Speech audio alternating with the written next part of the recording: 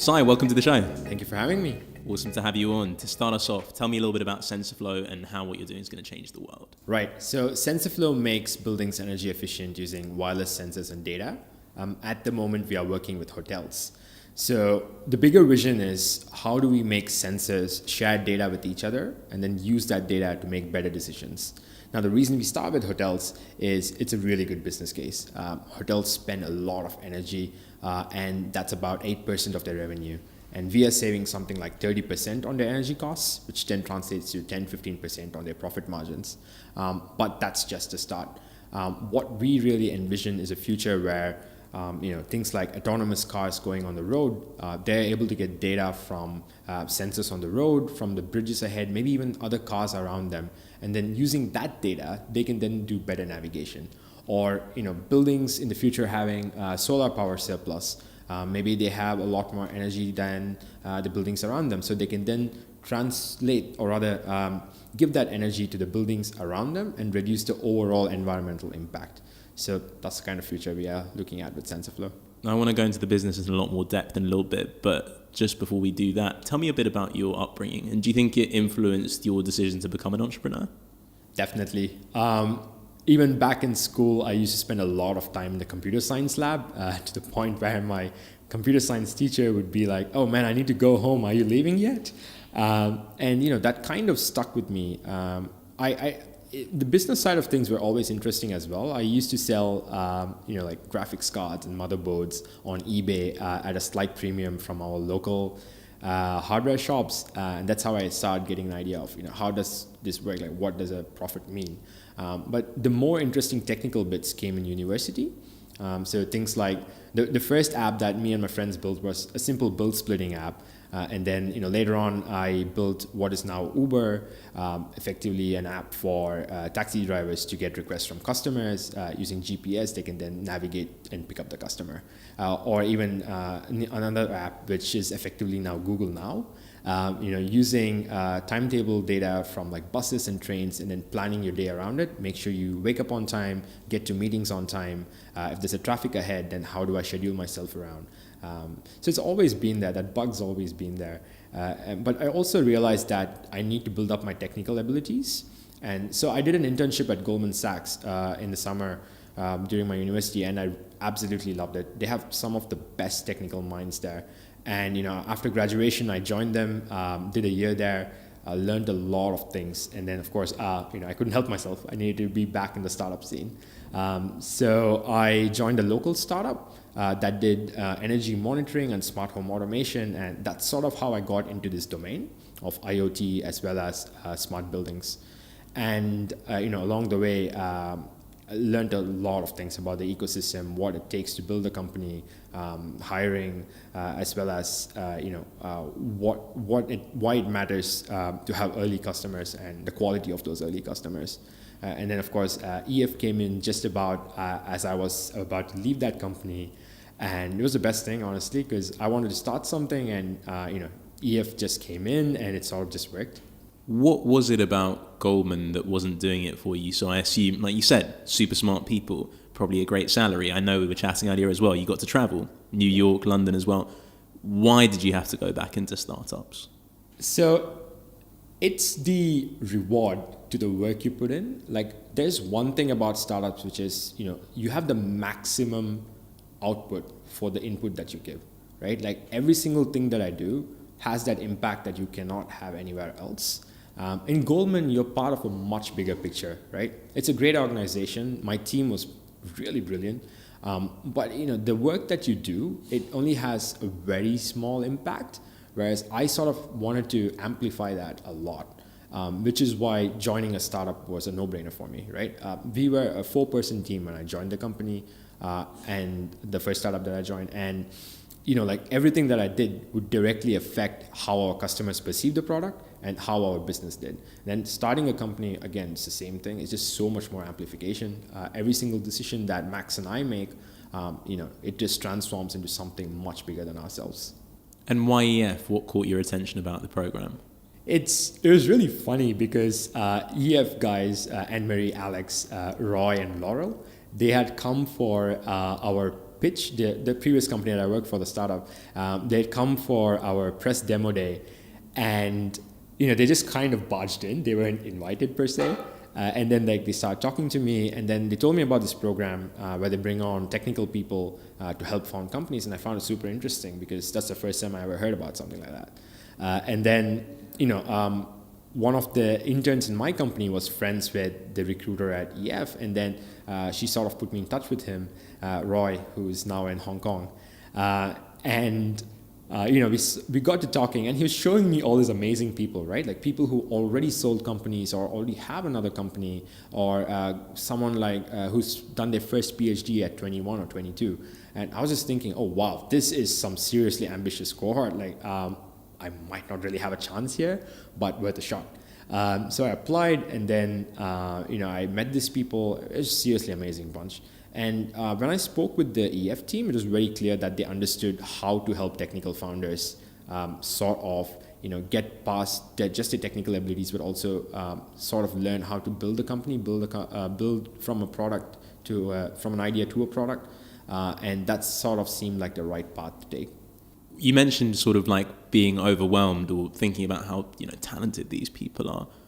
Did that create sort of doubts as to you said, would I be a good fit? Would I not? And tell me what was going through your head. Like what were the doubts? The doubts were mostly around: are my technical chops good enough? Are these people? Am I good enough to work with these people? Right? And in retrospect, it seems really silly because once I joined the program, it became very obvious. We are all really talented in our own fields, right? Obviously, someone coming from quantum mechanics knows their shit, versus me who's from IoT, or someone who's done biochemistry. So what's really important, and what I found common amongst all of us, is that we are experts in our fields, but also we have that kind of mindset where we're not arrogant about it, which is really brilliant, because when you get to chatting with these people and you don't know something that they know, they would take the time to go and explain like why it's cool or why they think that's going to help change the world. And those are the kind of interesting conversations that you have at EF. Like you go talk to anyone on the cohort, you're bound to have a really deep, interesting, meaningful conversation. And that's sort of what I realized afterwards, that you're unique in your own way, and there are pairs of people that have those complementary skill sets that just works brilliantly. And I was lucky enough to find Max, because we are exactly that. Like from the way we think, I'm an optimist, and he's more of a realist. So when we come together, like if I'm saying something like on the magnitude of 10,000, he would bring it down to something like 1,000, and then we'll meet in the middle and say 5,000. So that's really helped a lot, because that way we are setting the right expectations. But also, I tend to think more from a high-level black box perspective, the long-term vision, and Max really gets into the details. Like he will walk you through every single thing and the edge cases, and that's exactly the kind of relationship that I need. So that's why EF is brilliant. And tell me how you partnered up with Max. He wasn't your first co-founder. No, that's actually funny.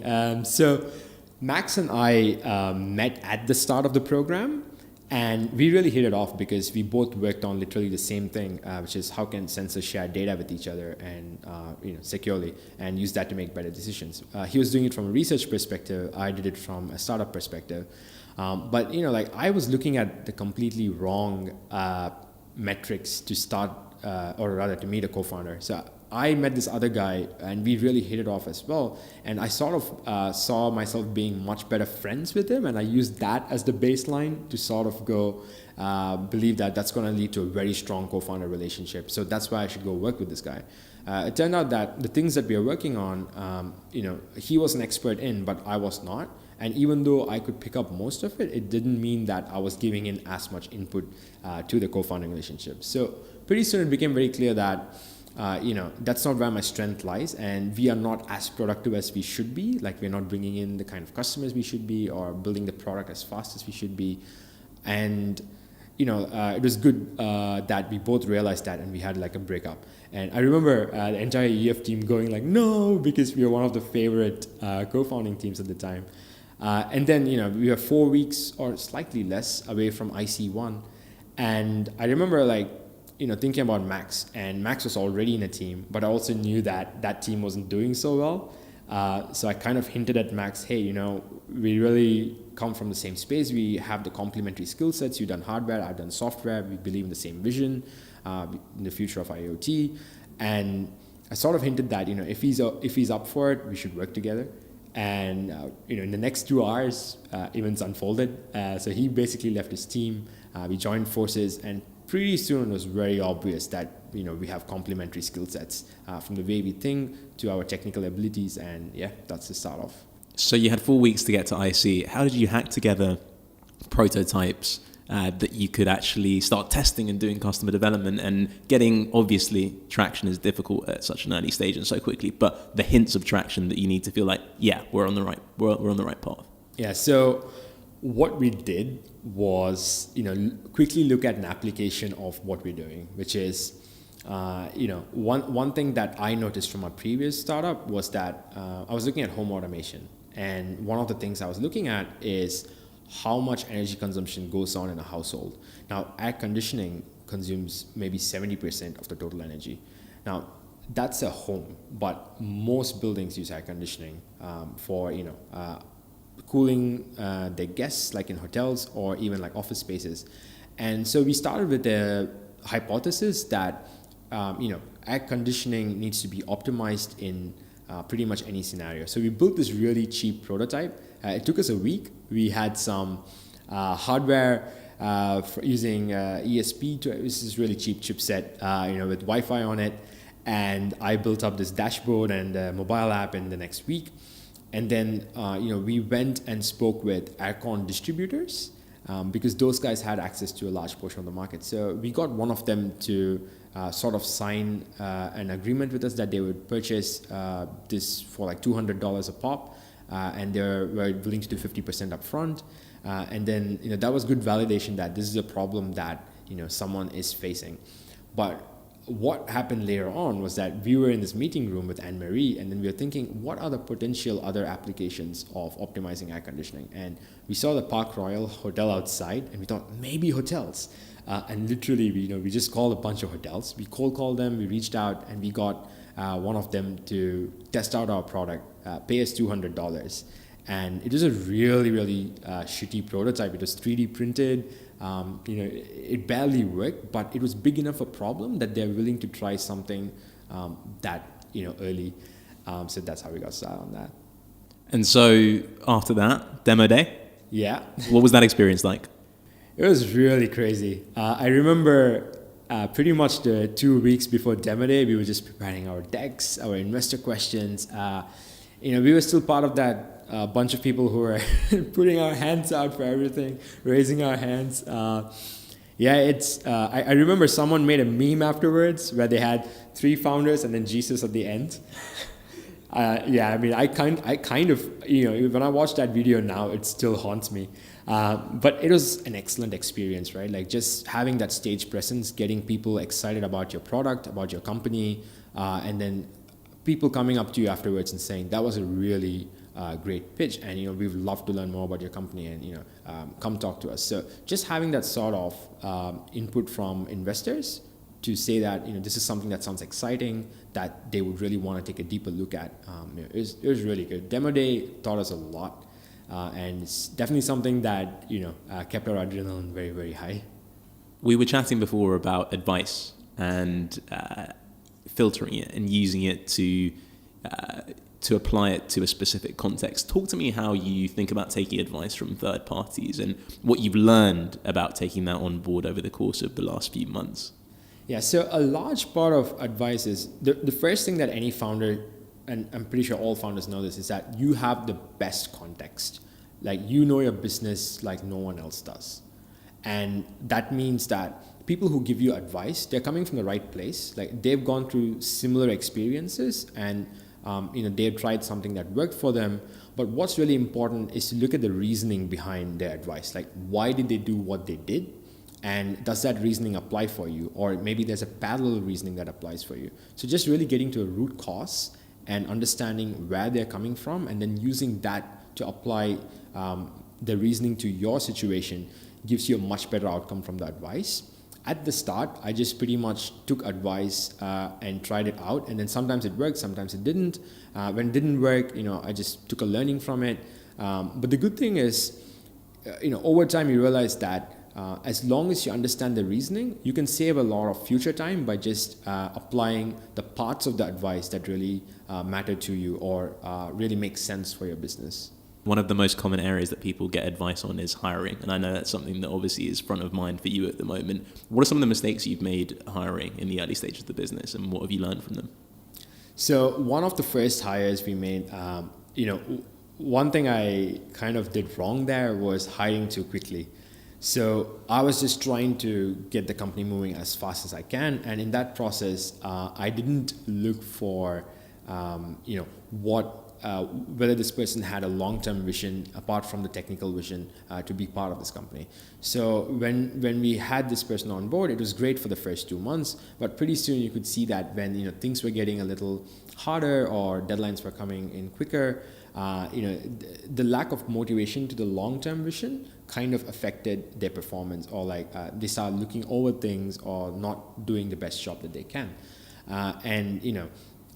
Of course, then I had to fire that person. So a large problem of hiring one of your first, or rather firing one of your first hires, is the impact that they have, right? Because they literally are responsible for one big part of your product, and when they start not doing things according to plan, and when they leave, you have this big mess to clear up. So we took a big learning from that, which is always make sure that the people that you're hiring, they have some sort of tie into the bigger picture. And it's not just that the technical part of this product is cool, but also what it is that it does when it's over. Right? When we achieve this vision, what does the world look like? Is that something they believe in? Because that is what keeps people motivated when shit hits the fan. Yeah, I want to talk to you about that. We were saying before, in any ecosystem, there's a limited amount of talent, and keeping people, first of all, motivated already there, but also attracting people to the team is a real challenge, especially when, if you want top people, they might be wanting to do their own thing or attracted elsewhere. How do you go about doing that? So, in Singapore, there's a massive demand for high quality people across pretty much any function. And one of the most important things is that, after learning from the first experience, we really didn't want to sacrifice on just hiring for the sake of hiring, but also make sure that these people, they get the vision and they're willing to take that sort of pay cut and take on the options the stock equity that we offer. It just really shows that they see that as compensation. Right. So what we do during the hiring process is walk them through, okay, this is the market salary for your position. We are going to maybe discount 20-30%. And then we are going to offer compensation in addition to salary, stock options. Now, these stock options are going to look at these particular, or this is the amount you're going to make out of it for these certain type of exits. So we run them through scenarios, and then we show them that, okay, so this is potentially the risk you're taking now, but this is the big payout that you have. And the good thing is all the people on the team here are part of this vision. They're going to help execute this vision, and you're joining what is a company, a team that really believes in it. So the chances of you making it to that point is much, much better than if you join somewhere, where we're just hiring for the sake of hiring. So just showing them that the larger picture is very important and everybody's bought into it just gives that kind of security in the head that this is going to work. How many exit scenarios do you walk them through? Is it 3? Is it a low, a mid, and a high? Yeah, pretty much. So we do a 100 mil exit, we do a 500 mil and $1 billion one, just to show them what it looks like. Realistically, most companies are not unicorns, and that is something which most founders, they aim for being a unicorn, but a lot of time what they don't realize is that the unicorns, by the time they get there, they dilute it so much that your cut of it is not going to be that much different.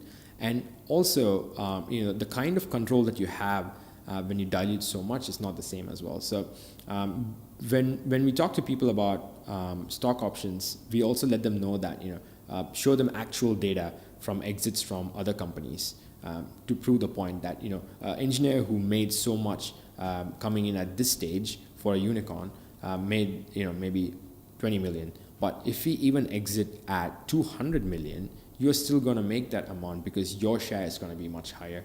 So That's the kind of numbers we run them by. So, Sai, you're working on a Series A at the moment. You've got an investor call with a potential investor in London later on. How are you thinking about going about the process? Because as I understand it, you're in a fortunate position of being able to choose investors, or at least it looks that way. Tell me how you're thinking about it. So the most important thing for our business is at this stage to bring on a strategic investor, someone maybe like a family office, or this person has a lot of contacts in the industry, and also an institutional investor, so that as the scale picks up, as we grow really quick, these institutional investors can then top up more money or follow on more money quickly when we need it later on. And the third type of investor that I want to bring on is someone with a strong financial background. The reason is very simple. Our business, as it goes, we see that debt financing is going to be a large part of it. The reason is the way our business model works is that we fund all the hardware upfront for the building, and then they pay us a fixed monthly cost that we then make back the hardware cost somewhere around 12 months. But if we debt finance it, effectively a bank is coming in and paying for that hardware, and then we just pay a monthly principal. The principal is divided into installments, and then we pay that installment to the bank. So by doing it that way, we actually become cash flow positive from day one. So that's a big win for a business like ours. So that means we need someone who has experience raising debt, not only to fund our product, but also to fund the company. So that's the third type of investor I want to bring on. So this is how I'm going about it. The list that I have made up at the moment, it basically lists people under these categories, and then we want to get at least one person in each category. Are there any mistakes you made in raising the seed round that you've learned from this time around doing the Series A? I would say we were in a very lucky position when we did the seed round, mostly because we had a chance to talk to our seed investor pretty early in the process, and there weren't many mistakes that we made. But one thing I did learn was that it always takes longer than it looks. So even though we closed our seed round pretty early, but it still it could have taken longer had we gone with someone else who. So what I sort of realized this time around is that it's really good to start early, just so you have enough runway that you don't need to sort of feel pressured to accept certain terms from your new investor, just because you need the money before you kind of run out. Do you find it emotionally challenging, the experience of going from investor to investor? And there's obviously some people they want to get on board and they believe in what you do and they're really bullish on what you're doing. But I imagine there is definitely that friction in terms of each side has different objectives and hopefully they can align. But there are trade-offs on either side. Absolutely. I think this is something I learned after the first time I raised money, which is every investor has their thesis, right? That's their belief, and that's the belief that they're going to stick with because that's how they've been operating and they've seen success. So I know not to take it personally, that every investor sort of has their, this is their objective, this is what they believe in. And if you fit into that, they would be very bullish on you. But if you don't, they're always going to sort of, even though you might be able to answer every single question from a commercial standpoint, it's just that you're challenging their personal belief. So it is definitely, it's very, very important that you do preparation before you go to these meetings to know if this is potentially an investor for you or not. And that sort of helps you manage your emotional expectation of how the meeting is supposed to go. For sure. This is my first time out in Singapore, so I'm getting to meet some of the entrepreneurs like yourself out here in the Singapore cohort. How do you feel about Singapore as an ecosystem for building a startup? Obviously, you were here before you actually started SensorFlow and joined EF, but how do you feel about it? And what are the things that you like about it that you think make it conducive to building a company? So the best thing about Singapore is the influx of foreign talent here. Like there's some seriously high quality people here, and honestly, EF helped change the ecosystem a lot just by bringing all these people together in a single place. Because one of the hardest things about founding a company is finding a great co-founder, and EF solves that problem for you. They get all these highly ambitious technical people in the same room who want to start companies, which effectively reduces that searching period. And pre-EF, a lot of the companies that came out of Singapore, they went through different stages with different quality of founders, and you could see that most companies, they would go through the first round very quickly. They would get a seed round, but then raising the follow-on rounds might be a bit harder. So it was just really nice timing, because as EF came in, the ecosystem also sort of started to become bigger. Like there are a lot more Series A investors now.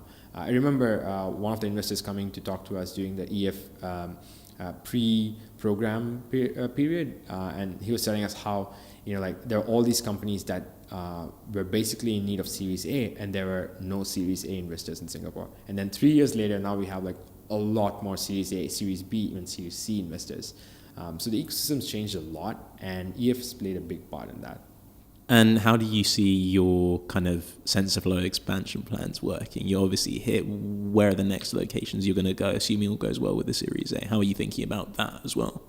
So Southeast Asia is a big market for us. So definitely, Thailand, Malaysia, Indonesia.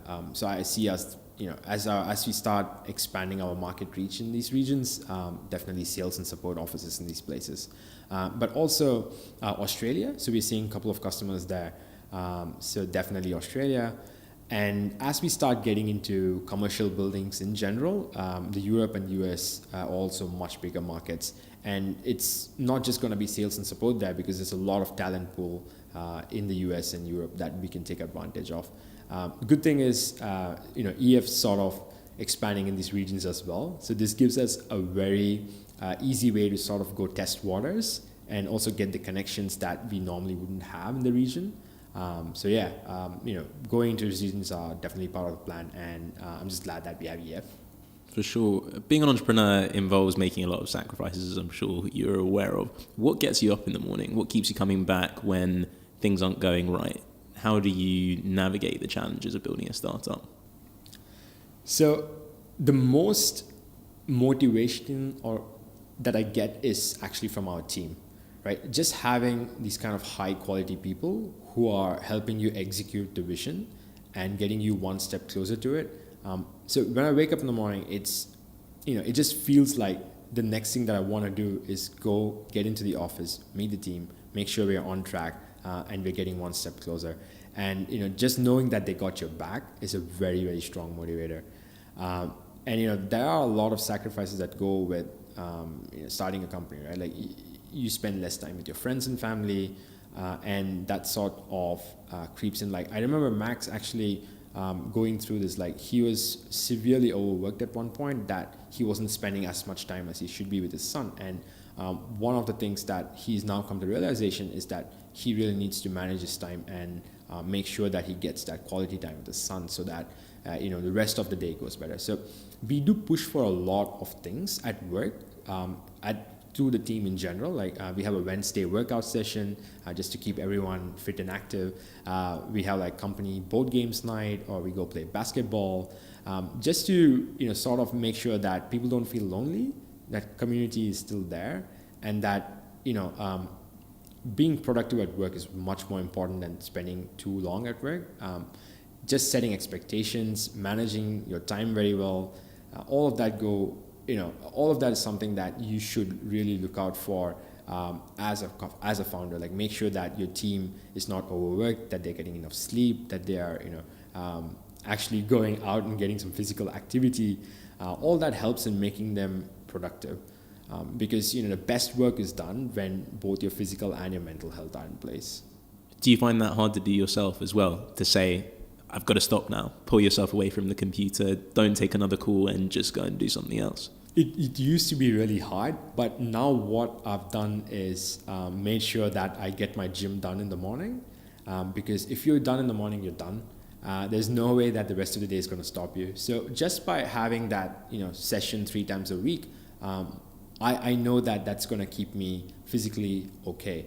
And in terms of managing mental health, it's really about just making sure you put a stop at a certain time.